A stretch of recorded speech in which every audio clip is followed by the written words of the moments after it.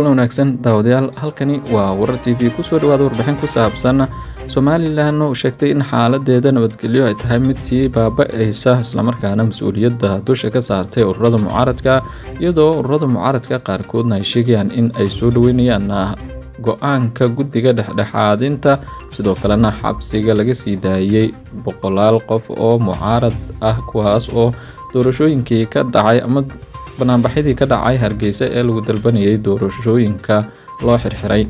Haddii aan ku hormarno, wasiirka wasaaradda arrimaha gudaha ee maamulka Somaliland ayaa waxa uu sheegay in dad fara badan oo reer Somaliland ay mas'uul ka yihiin amni darrada sii xumaanaysa ee gudaha Somaliland, isagoo sheegay in nabadgelyada lagu ciyaarayo. Xukuumadda Somaliland ayaa dad ayna carabaabin ku eedeysay in ay dowladaha shisheeye u gudbinayaan warar been abuur ah oo sheegaya in Somaliland burburayso, taas oo ay qayb ka yihiin dad gudaha Somaliland ku sugan, sida uu hadalka u dhigay wasiirka wasaaradda arrimaha gudaha maamulkaasi Somaliland. Maxamed Kaahin Axmed ayaa sheegay in ay jiraan dad dowladaha shisheeye ugu sheekeeya in Somaliland nabadeedu burburayso oo dowladnimadii Somaliland gabaabsi ku jirto.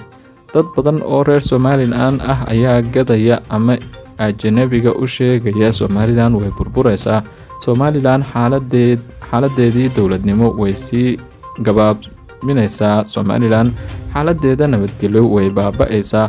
Waxaa loo baahan yahay markaa in dowladaha shisheeye ay faragelin Somaliland ku sameeyaan, ayuu yidhi wasiirka wasaaradda arrimaha gudaha maamulka Somaliland Maxamed Kaahin Axmed oo warbaahinta la hadlay. Wasiirku ma carabaabin cidda uu eedeynta u jeediyey, laakiin wasiir Kaahin ayaa toddobaad ka hor mucaaradka ku eedeeyay in ay safiirada dowladaha shisheeye ay ku yiraahdeen qalalaase rida si aanu idinka iyo xukuumadda idinkala dhex galno. Wasiirka kama dambaystiina waxa uu sheegay in waxa keli ah ee ummadda ka dhexeeya ilaalinteeda la isku raacsan yahay ay tahay nabadgelyada, sidaas darteedna loo baahan yahay in mucaarad iyo maxaafadba la dhowro amniga deegaanada Somaliland si dadka deegaanadaas ay nabad ugu wada noolaadaan. Dhanka kale, xisbiga wadani ee mucaaradka Somaliland ayaa soo dhaweeyay talada ay soo jeediyeen guddiga isku xilqaantay xalinta khilaafaadka doorashooyinka Somaliland. Xogayaha xisbigaasi Khadar Xuseen Cabdi oo warbaahinta la hadlay sheegay in ay aqbalayaan soona dhaweynayaan soo jeedinta guddiga si ay u ilaaliyaan sumcadda iyo wadajirka deegaanada Somaliland. Annaga oo rabna in aan dalkeena xal siyaasi ah laga gaaro mushkiladaha ka taagan si sumcaddiisa, wadajirkiisa iyo horusocodkiisaba loo ilaaliyo oo loo dhowro. Waxaanu soo dhaweynaynaa soo jeedinta guddiga ganacsatada ee Somaliland, ayuu yidhi Khadar. Madaxweynaha ayuu ku baaqay in uu taageero soo jeedinta guddiga. Waxaanu ku boorinaynaa madaxweynaha iyo xukuumaddaba in ay carqaladeynin ama aanay falshilinin iskudayga ugu dambeeyay ee ay guddiga ganacsatadu isku dayaan in arrimaha taagan xal loogu helo, ayuu yidhi. Waxa uu sheegay in ay ka mucaarad ahaan ka warsugayaan golayaasha sharci dejinta oo guddidu ay ku soo codsiiyeen soo jeedintooda si ay salka uga dhigaan sharcigii meelmarin lahaa. Weli xukuumadda Somaliland kama hadlin mowqifkeeda ku aadan soo jeedinta ganacsatada ee soo jeedinaysa hal la israaciyo doorashooyinka madaxtooyada iyo ururada siyaasadda. Waxaana jira ururo dhowra oo ilaa hadda ka hor yimid soo jeedinta, taas oo ka mid ah caqabadaha hadda ka jira deegaanada Somaliland. Somaliland ayaa xabsiga ka sii daysay dhowr iyo 20 qof oo loo qabqabtay banaanbaxyo dhowaan ka dhacay Somaliland, kuwaas oo dad rayid ahi ay ka qayb galeen, iyadoo oo dad kala sii daayay ay ku jiraan gabdho ku xirnaa magaalada Hargeysa, qaarkoodna iyaga oo aroos ah oo banaanbaxa ka qayb galayay lasoo qabtay lana xiray, islamarkaana hadda dib loo sii daayay. Xukuumadda Somaliland ayaa dad loo xiray mudaharaadkii 11 bishan ka dhacay magaalada Hargeysa xabsiga ka sii daysay. Waxaa xorriyadooda dib u helay 49 qof oo loo xirxiray mudaharaadkii xisbiyada mucaaradka Somaliland ka dhigeen 11 bishan Agost magaalada Hargeysa. Cuqaal iyo waxgarad ayaa ka howlgalay sii deynta 26 qof oo ku xirnaa xabsiga Mandheera iyo 23 gabdhood oo ku xirnaa xabsiga dhexe ee magaalada Gabiley. Waxaana lagu sii daayay warqad codsi ah oo cuqaashu u qoreen taliyaha ciidanka booliska Somaliland, ninka lagu magacaabo Maxamed Aadan Saqadhi. dabagale. Xogayaha xiriirka golaha iyo degmooyinka ee xisbiga wadani Maxamed Cabdulaahi Jaamac Bookh oo ka qayb galay sii deynta hablaha ku xirnaa xabsiga Gabiley ayaa u mahadnaqay cid kasta oo ka qayb qaadatay sii deyntooda. Dhammaan cid allaale iyo ciddii ka qayb qaadatay hablahan soo deyntooda ayaanu u mahad celinaynaa. Maanta halkan wax kale kama oranayo.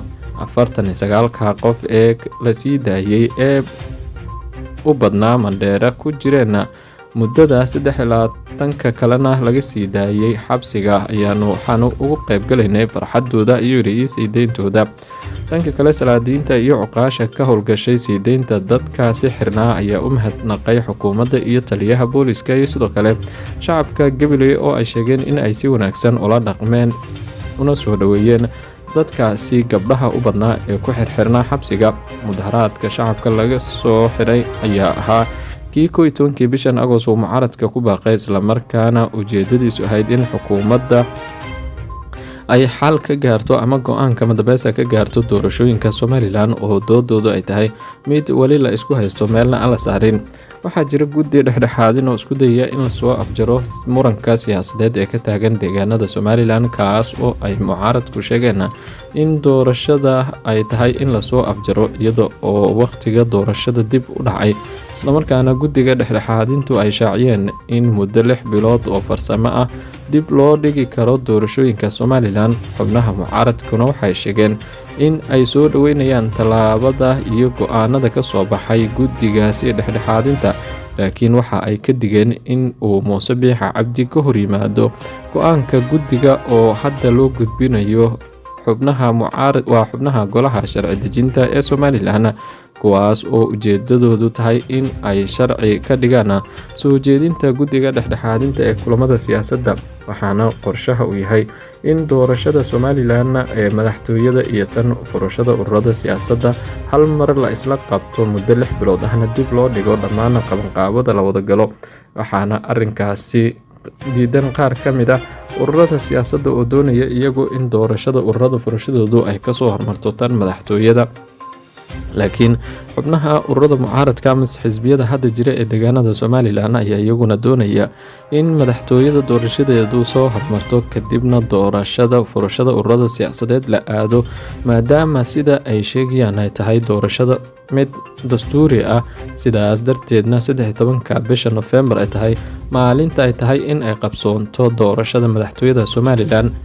xubnaha mucaaradka ah ee xisbiyada siyaasadda ee hadda diiwaan gashan ayaa waxa ay sheegeen in wixii ka dambeeya 13 bisha November ee soo socota aanay Muuse Biixi Cabdi u aqoonsan doonin in uu yahay madaxweynaha Somaliland, isla markaana taasi ay sababi karto in ay rabshado ka dhacaan deegaanada Somaliland kuwaas oo dhibaatooyin kala horseeda.